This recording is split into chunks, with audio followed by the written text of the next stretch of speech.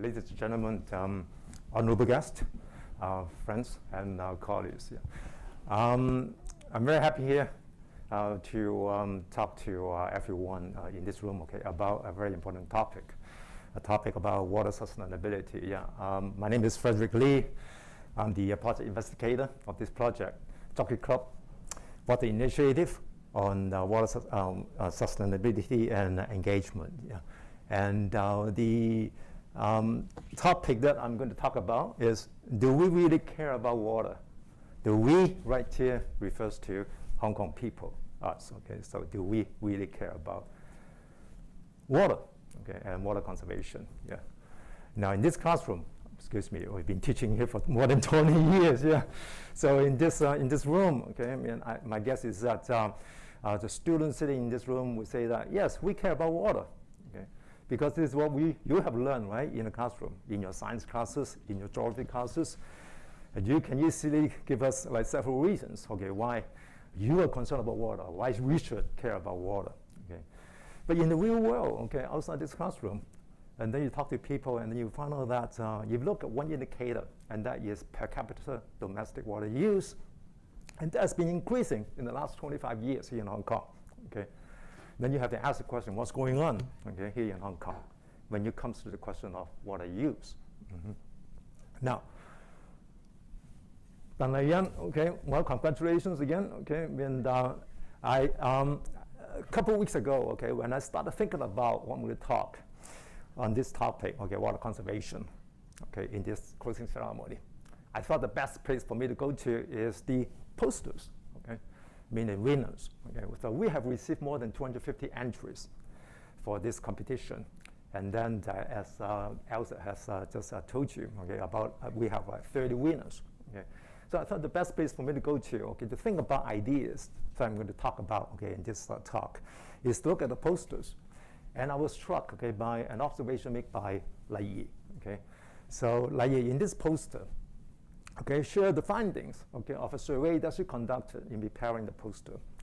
She talked to, just before the ceremony, I talked to Lai Yi, and asked her, how many people she talked to, in conducting the survey, and she told me there were 30 people, Now, 30 people, put aside the question of like methodology, 30 people could be very representative, The finding, one of the findings, is that everyone knows the importance of water conservation, and yet no one has taken any actions.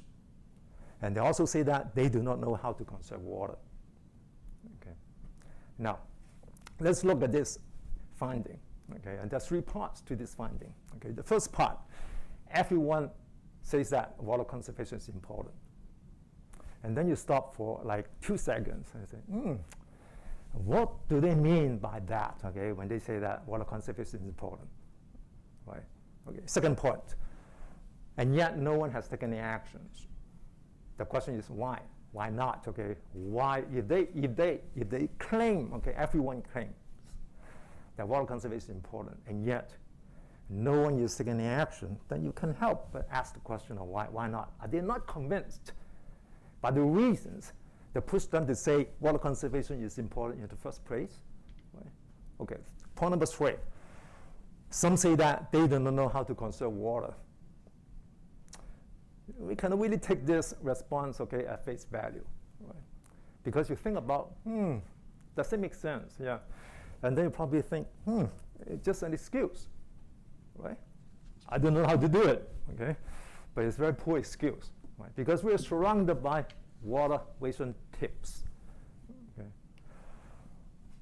I'm sure everyone in this room, have come across information on how to conserve water, either in the classroom, in school, or in the workplace, or on the internet. In fact, in the last 20 years, as Gary has pointed out, this is what taken from the Water Supply Department. This information about how to conserve water come from 2 major sources. One, the government. So in this case, the Water Supply Department, launching a campaign urging people to save 10 liters of water a day. So in 2014, let's save 10 liters a day campaign was launched. So that's one major source of information on water conservation, the government. The second source of information, environmental NGOs. But let's focus on this. So if you go to the website of the Water Supplies Department, and then you say, okay, you basically Google, right? Water conservation, Hong Kong, and then this page will pop up and say, well, there's a lot of water saving tips, okay, included in the website telling you how to save water at home, okay?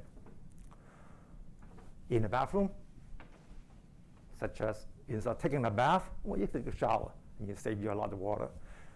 In the kitchen, how to reuse water, or how to turn off the tap, okay, when you are washing like vegetable or dishes, right? And then, of course, you have this. And that is what? The 4-minute shower challenge. Now, the Water Supplies Department has distributed mini hourglasses.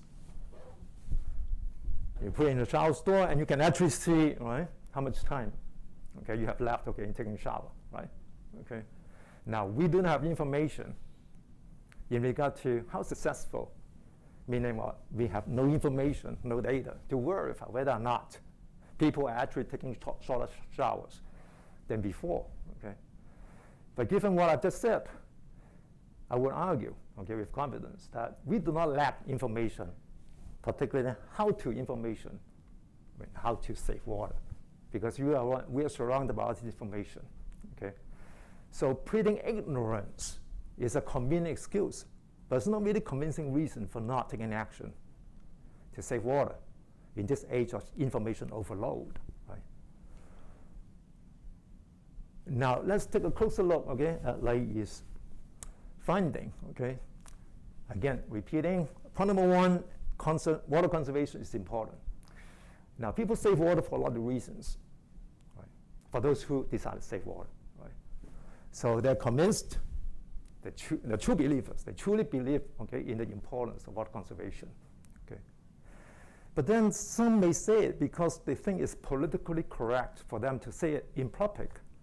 But in private, they have reservations. They are not fully convinced that it's important. But they say it, okay? I mean, someone interview you, right, on the street. Is it important to conserve water? And you think, here's the correct, politically correct answer to that question. I have to say yes, okay? So you say yes, right, to the individual, yeah. But in fact, privately, you have reservations, okay?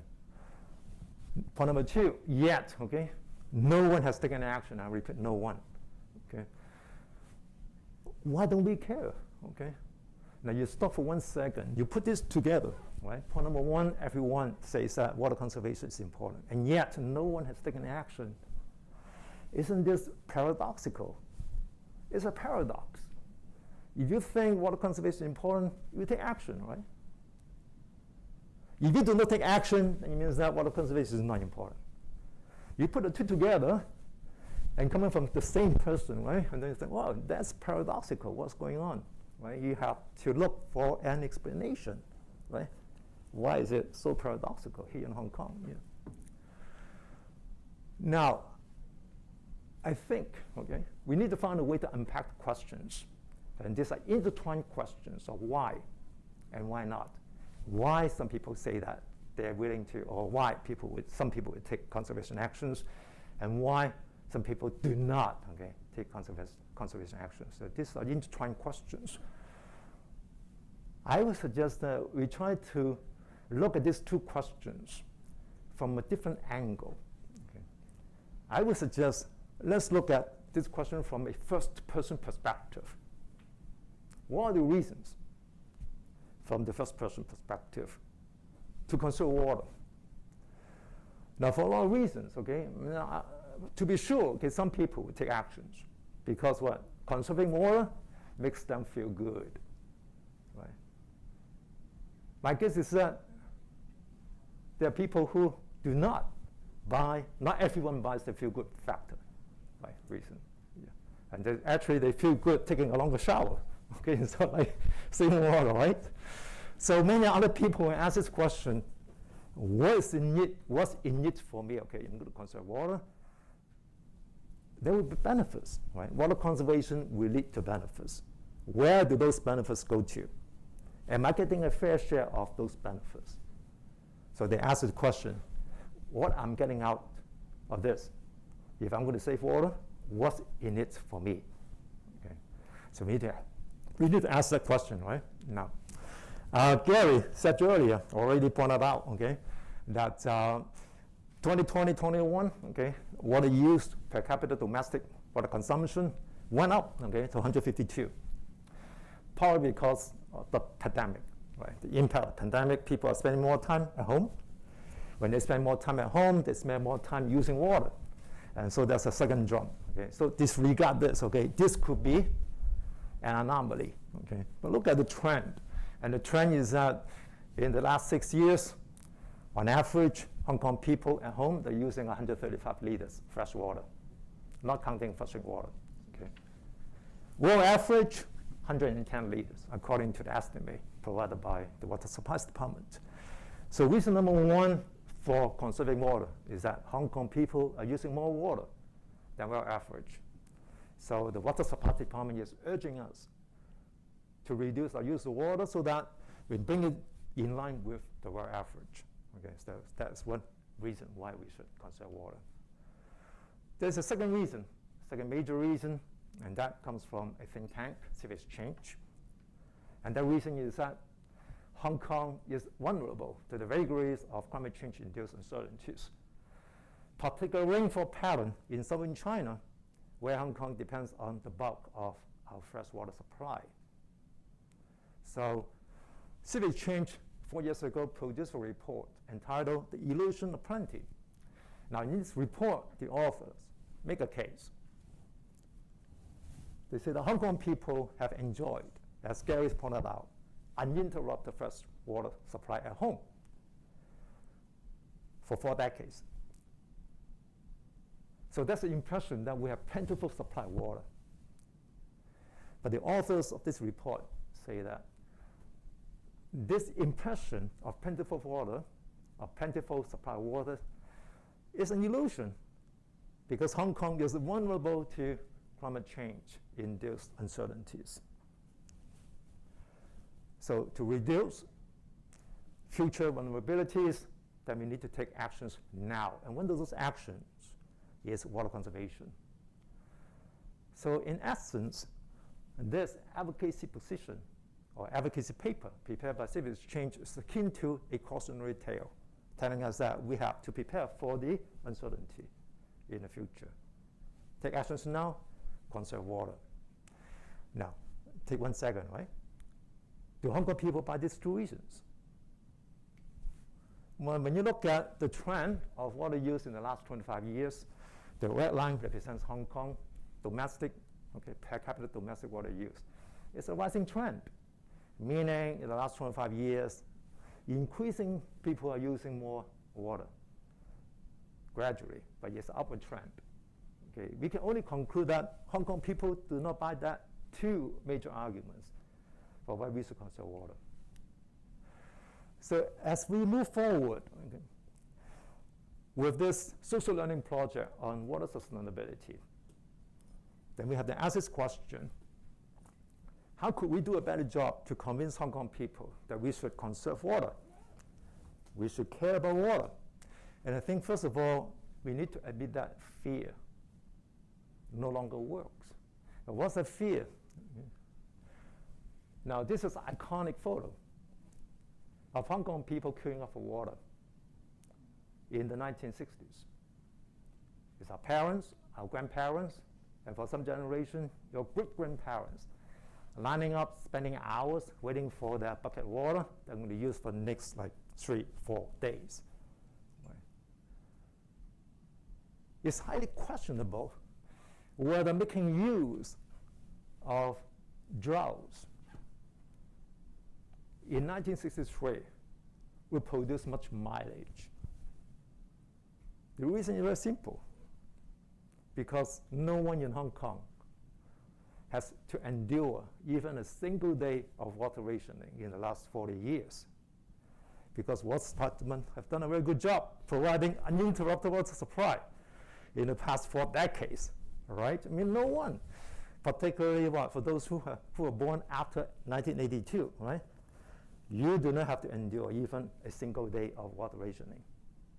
Okay, disregarding those days when the building, okay, have to shut down water supply to clean the water tank in the roof top, right? Okay. Now, by the same token, water conservation campaigns that make use of stories of droughts in other parts of the world would not have produced much impact on Hong Kong people's water psyche for the same reason. Right? Because here in Hong Kong, you have what we enjoy, uninterrupted supply. Okay. Yeah. Now, in the past 2 weeks, okay, as Gary also pointed out earlier, okay, when you read international news, okay, the media was saturated with stories of droughts from around the world. Okay. In the United States, in Mexico, in France, in the United Kingdom, and also in the southwestern part of mainland China. Okay. When I was looking at these images of droughts, okay, around the world, okay, I was asking myself this question, and that question is, do all these stories of droughts, okay, in other parts of the world, and also these images of dry out reservoir beds, okay, and also dry river beds, produce any discernible public reactions here in Hong Kong in regard to our water agenda? Okay. Now, according to my own cursory observation, the answer will have to be a resounding no, right? Everyone just like go on with life as usual, business as usual in terms of how we use water. Okay. Yeah. The reason, again, is very simple. Okay. International water crises do not resonate with Hong Kong people's water psyche. I mean, basically, when you go home, you turn on the tap, and there's a continuous supply of clean water. And tap water in Hong Kong is cheap, affordable, super affordable, right? So you may think about water here in Hong Kong. Yeah. Now, in conclusion, okay, we do not lack information on how we can save water. It's not for the lack of how-to information that we do not care about water. People lack good reasons to take actions.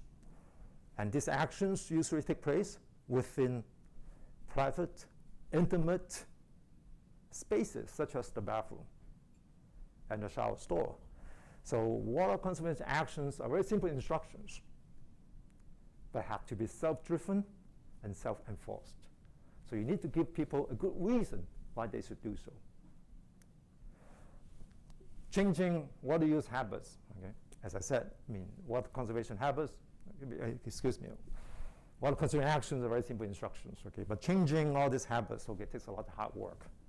It takes a lot of hard work because we're asking people to break their daily routines, habits that they have formed over the course of a lifetime. Okay? You're also going to take a lot of convincing, given Hong Kong's water situation. Okay? So contemplating the future trajectory of the social learning project on water sustainability, okay, we have to venture into research territory to generate new insights to inform our future work. And based on the lessons that I've learned, okay, in conducting the JCY project in the last 6 years, I will propose that there are 3 major lines of inquiry. First, relatable water knowledge.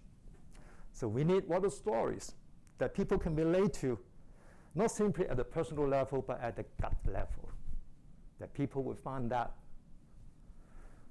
somehow emotionally connected, okay, with a particular cause, okay. So we need water stories that would trigger visceral reactions from the target audiences so that they're convinced and compelled to break the habit to stop or reduce their water use. Second, behavioral psychology. We need to borrow theories from behavioral psychology to come up with innovative interventions to help people break the habits, to unlearn what they have learned, how to use water, and to adopt new water-sensitive behavior. Number 3, feedback. I think we have spent a lot of time thinking about how to improve the mechanics of the feedback mechanism. something equally important might have been overlooked, and that is, what's the message that we should go into that feedback mechanism? I think the message should have the positive message, some kind of positive feedback. Example, meaning what? Meaning positive feedback, meaning when you read this feedback message, you'll feel excited. Reading a feedback message should be an emotionally rewarding experience that you feel, wow, gee, I have achieved something, right? So the message could be, hey, you have achieved your water conservation goals. You have made it. Okay? So in closing, I strongly believe that with hard work, with ingenuity, and with commitment, all of us can make it. So thank you very much for your attention.